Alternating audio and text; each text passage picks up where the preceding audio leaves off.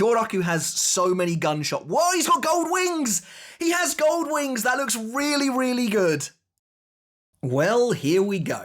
It's at last time for the conclusion to Kyoraku and Nanao versus Lille, an episode that I've been anticipating for a while now. This week, episode 37 with the anime original title Shadows Gone, will introduce two major elements that were fairly controversial back in the day.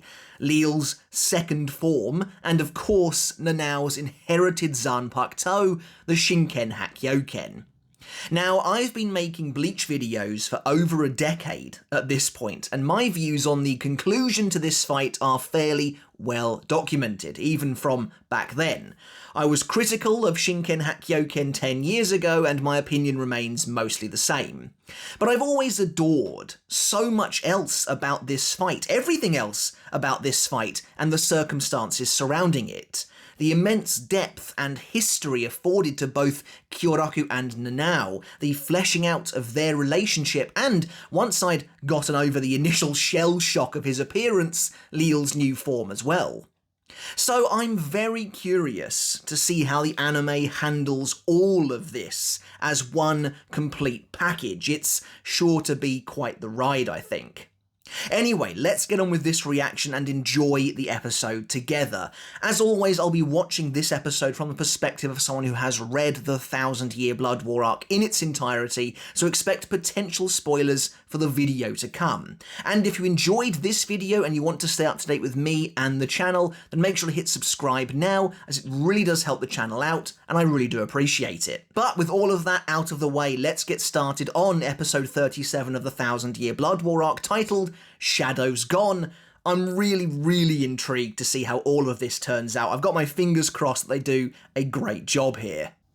Now, as we begin, while the anime hasn't given us any additional explicit foreshadowing for the Shinken Hakkyoken, which is a bit of a shame, they did at the very least give us that tease thanks to Senjumaru's bankai, so that's something. Also, we're starting out with this part of the flashback. That's interesting, quite a nice place to start. Nanao's mother's voice actress sounds familiar.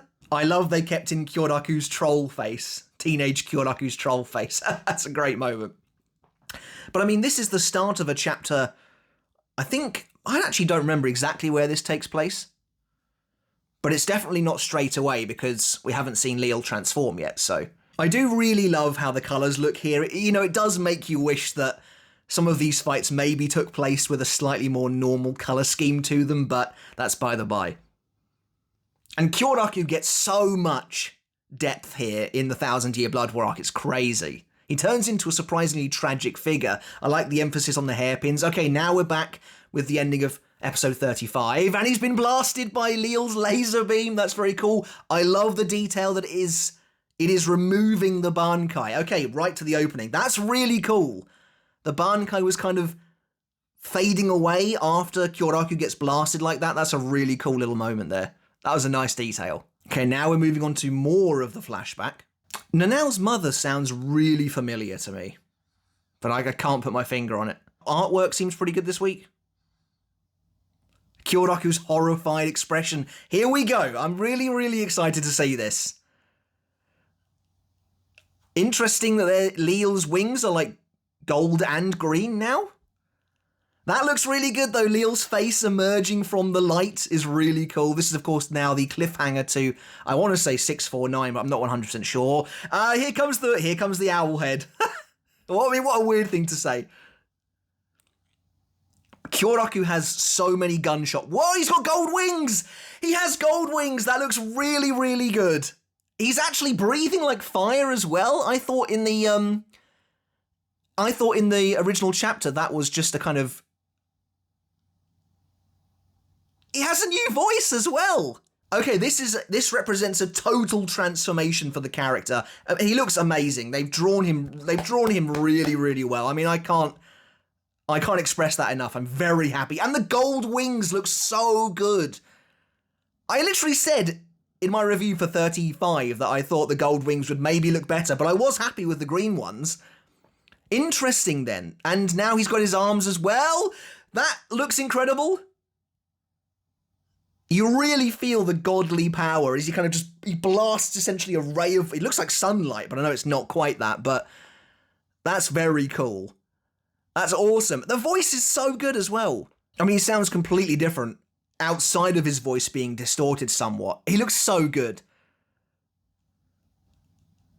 He sounds completely different, like a totally new character. Now, that's kind of interesting to me because one of the biggest complaints of this form in particular was that it kind of completely erased any trace of who Lille was initially. And while I always agreed with that, I kind of like the anime doubling down on it, because now it really feels like that this is no longer Lille, like he's kind of lost his way. His voice is totally different, his Reiatsu has changed colour, he sounds more just manic and insane, I guess. Really, that's cool, that's awesome.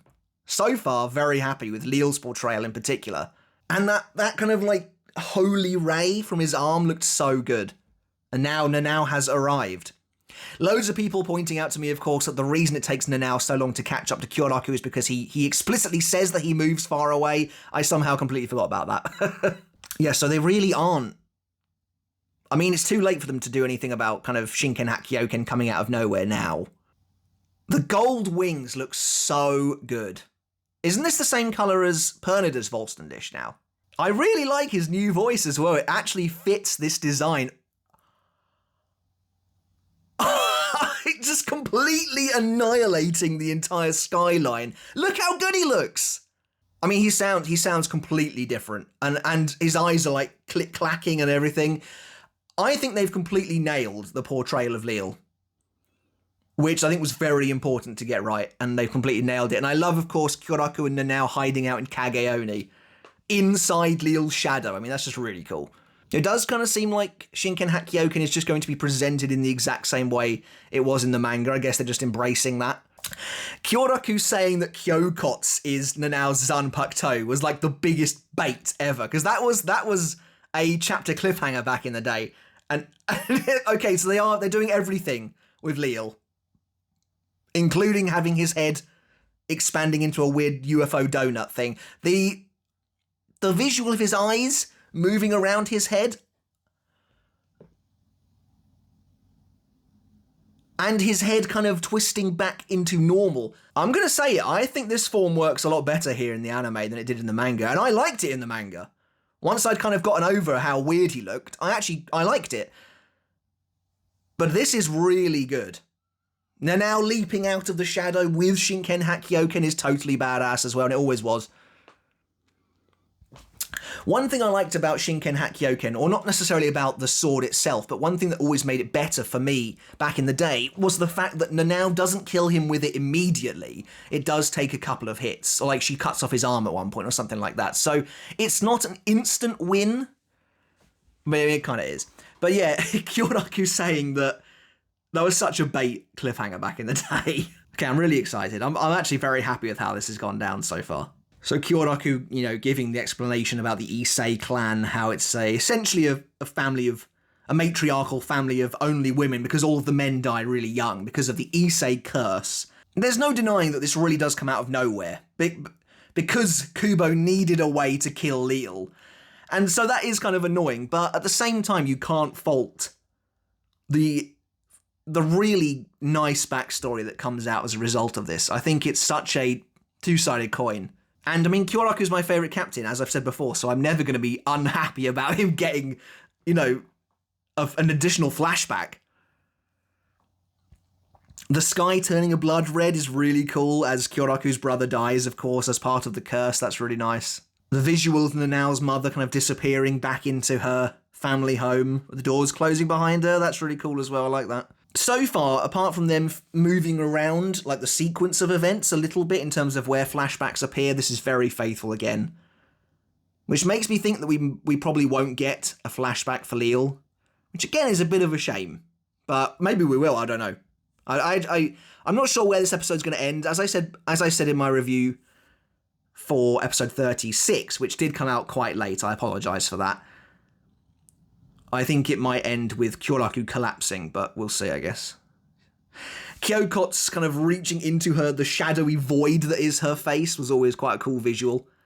Of course, it's really nice to kind of learn the origin of Kyoraku's flowery kimono, which is something that Kubo said he would tell us back in the day prior to the 1,000-Year Blood War coming out. That was a specific promise he actually made. So it's, it is kind of cool. Even though the curse comes out of nowhere, even though the sword comes out of absolutely nowhere, I do like the way it's integrated. I like Kyoraku not wanting to give her the sword because he's afraid that she will be cursed, and Nanao deciding to take that fate into her own hands is really kind of cool as well. That's a cool shot with the sword and the kind of the tattered wrappings hanging off. It's really nice. I can't get over how perfect the gold wings are for Lille.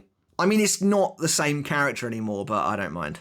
They've done it really well, I think. And this voice will fit the Lille flamingos if that actually does end up happening. I wouldn't hate them cutting that scene though, I've got to be honest, and have Kira do something else. We're getting way ahead of ourselves here.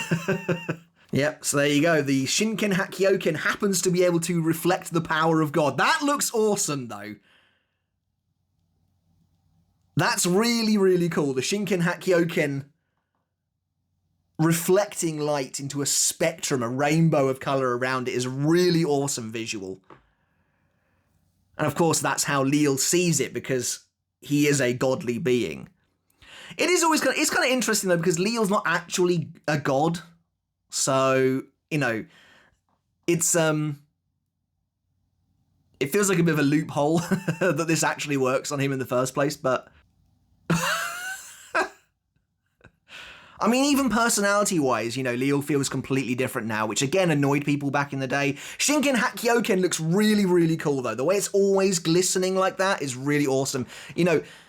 I mean, Shinken Hakkyoken's visual in the new, not the new opening anymore, but the current opening is probably my favourite part of the opening, and they've translated that here to the episode really, really well. Yeah, of course, Nanao listening in to her mother imparting the sword upon Kyoraku. Nice visual of the Shino Academy there.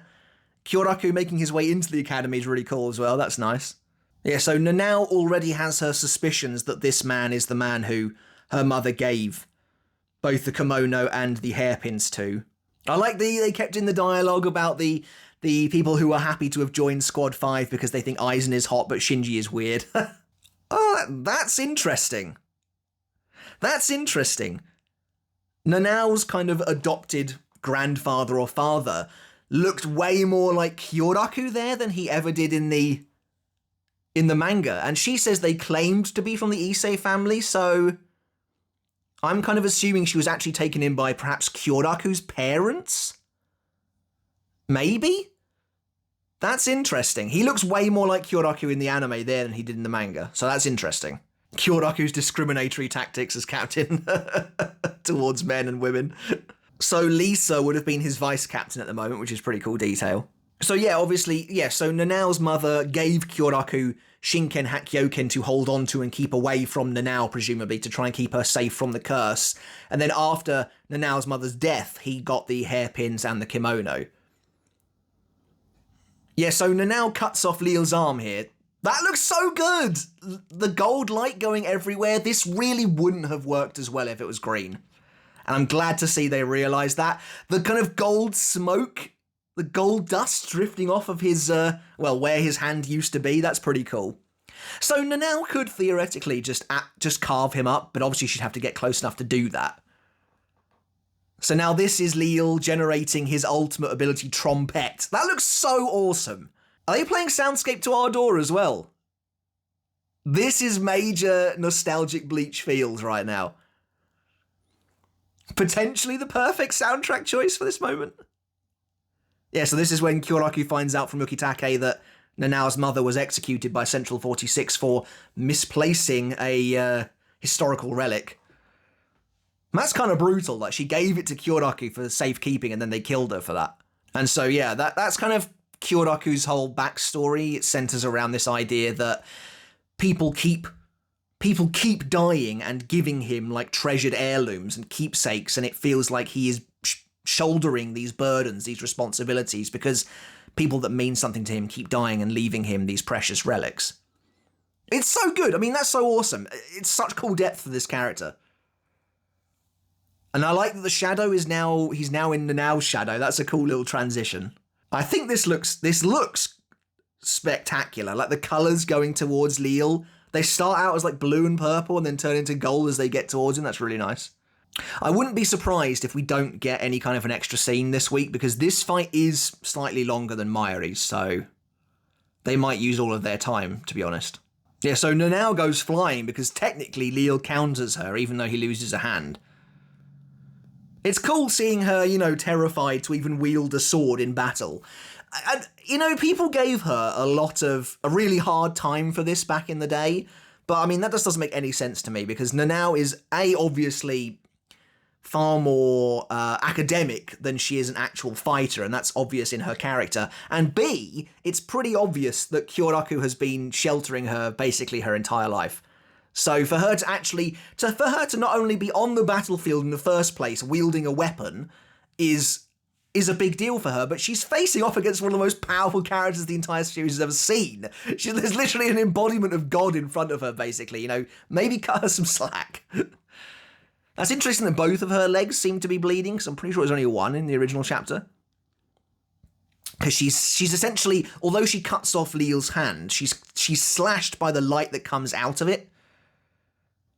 Okay, so apparently Lille can zoom in. His eyes are like camera shutters. Wow, this music again is great. You know, just like with Pernada's defeat last week, they're going crazy on the ending of these fights. Trompette! This looks so good. It's like a celestial fireworks display or something. It looks fantastic. And again, what an incredible soundtrack to cap things off. I'm really excited to see what Trompette kind of looks and sounds like, because that's, you know, Lille's kind of big ability.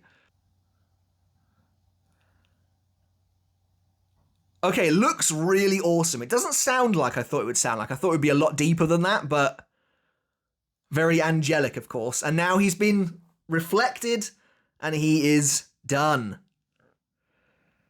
I mean, I've got to say, I think this looks tremendous. I like that you can actually see Kyoraku kind of helping her with the blade. It really is a joint effort by the two of them that Lille is killed here. That's really cool. Well, he's not killed. We'll get into that in a minute. That's kind of cool, though, that his body is breaking up into gold cracks. That's really awesome. Kind of looks like kintsugi or something. That's really cool. And then he shatters.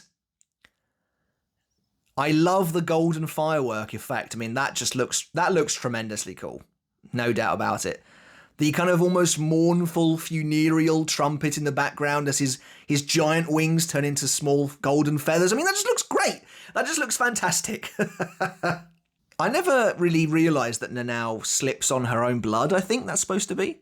That's kind of cool. I like that the anime has kept Kyoraku's injuries consistent, whereas the manga wasn't quite so vigilant about that, but now you can see that he has been blasted a number of times. That Shadow's Gone title is very cool. That looks awesome like that. So this is where I thought the episode would end. Look, I mean, that's what I said. Okay, I don't think there's going to be another... No, there's not. There's no extra scene. So, and that makes sense. This fight is about a chapter longer than Mayuri versus Pernada, so let's just watch the poem and then we'll get into our thoughts. And the poem is Basby, unsurprisingly, and this is actually the poem straight from volume 69, I think it is. Bleach 38 Friend, we're finally there. That's going to be really hype. Okay, so going into the episode, I noted that there were going to be a couple of what used to be, back in the day anyway, controversial elements to it.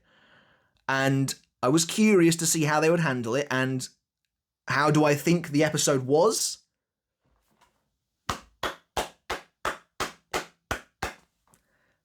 I mean, I think that was incredibly done. I think that was incredibly well handled. Not only was it basically beautiful from start to finish, I mean, they completely nailed Lille. I could not be happier with that. I mean, that was like the manga was brought to life, basically. He was drawn incredibly, he sounded great, he sounded totally different, but I think that really works. The gold light was perfect. Trompette looked amazing. They kept the weird alien nature of his abilities and his form, but they actually kept the threatening aura as well, which is something I think they struggled with Pernida specifically, was to translate the menace from the page to the screen, and that was really well done here. Shinken Hakkyoken delivered in basically the exact same way it was in the manga, so your mileage will vary on how you feel about it as an actual plot device. Again, no denying it comes out of nowhere. In terms of how I feel about it narratively, it doesn't really change my opinion, but I mean, it looked incredible. They captured the spectacle. I love the way the light was reflecting off it at all angles, at all times. I mean, that was really, really cool. Yeah, that looked fantastic. And the way she carves into Lille's arm and the gold light comes bursting out. I mean, incredible. I think they did a really, really good job.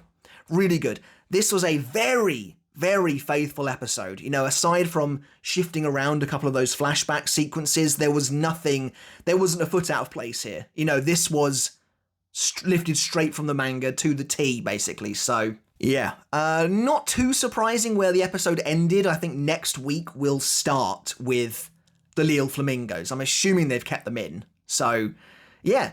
Not a lot to say, to be honest. In the immediate aftermath, I will get you my review. I'll get it faster to you this week, I promise. I just didn't have a lot of time last week, but we did get it out.